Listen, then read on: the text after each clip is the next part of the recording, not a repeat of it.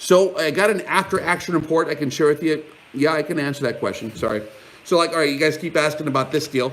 So this is the Arken EP4, and I've been playing with it long enough now to have kind of an idea whether I like it or not. My initial impressions on this were very good.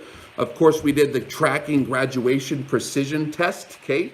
That means like I do a full elevation range from top to bottom as far as it'll go.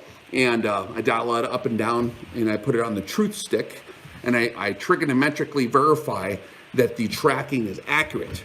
That's one of my first tests I do, because in the genre I'm in, which is extreme long-range precision shooting, I want stuff to track good, so I don't have to get all, I don't have to get into witchcraft to try to make my numbers come out right, because the scope is off. But this one was awesome with that. You guys can see the review from before.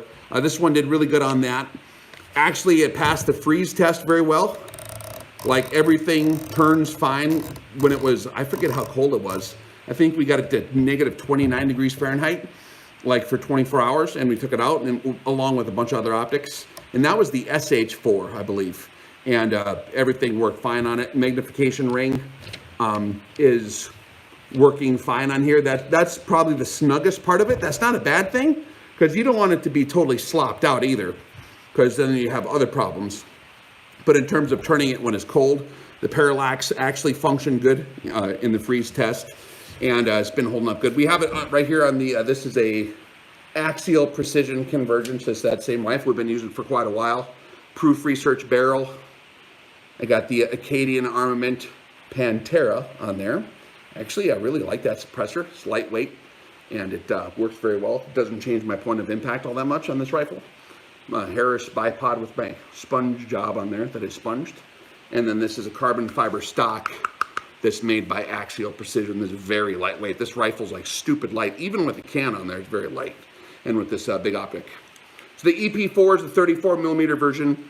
I actually saw some, there's other configurations of the EP4, different, magnification ranges.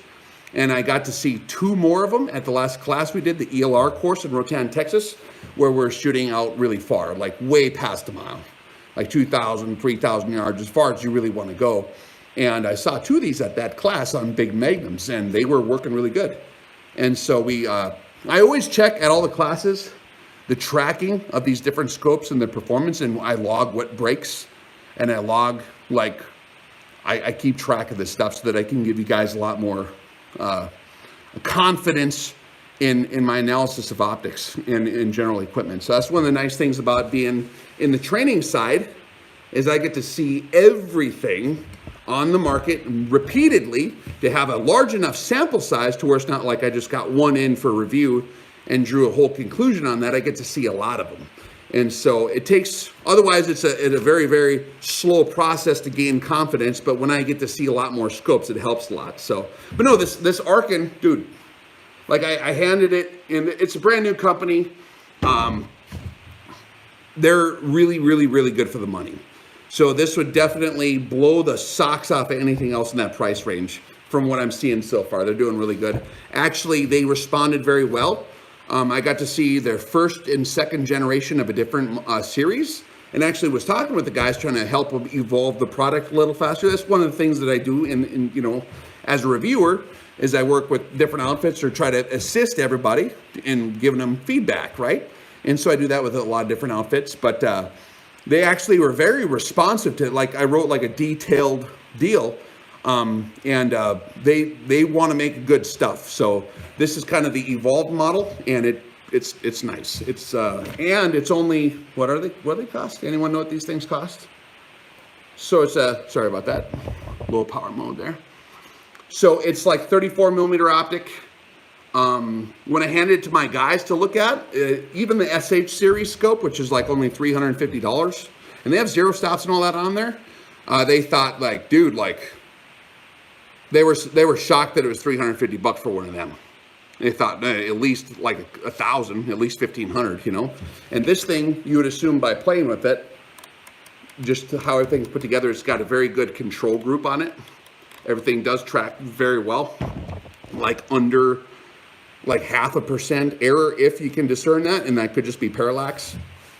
if you actually get on with it, it's like basically zero discernible error on the tracking, which is good. So that's cool. And the zero stop is a good design. You just use a screw up there and you just screw it down until it's very, very easy to drive.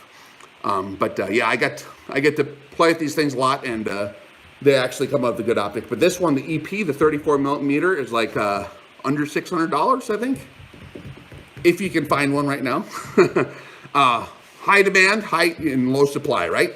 And so if you guys want to get your foot in the door on any of that kind of stuff, I would recommend if you go to Arken. For these guys, it's Arken Optics USA, and they will have, I think they have their lead times. They're trying to be as honest as possible with all the stuff that's going on. But like with me right now, I ain't messing around. Like if I'm low on extra radio batteries or socks, people don't think about fishing tackle or extra monofilament lines, survival gear. Get it while you can. Because, I mean, maybe it'll all just blow over like nothing, but maybe it won't. And so it's, people are going to be using cash for toilet paper maybe one of these days.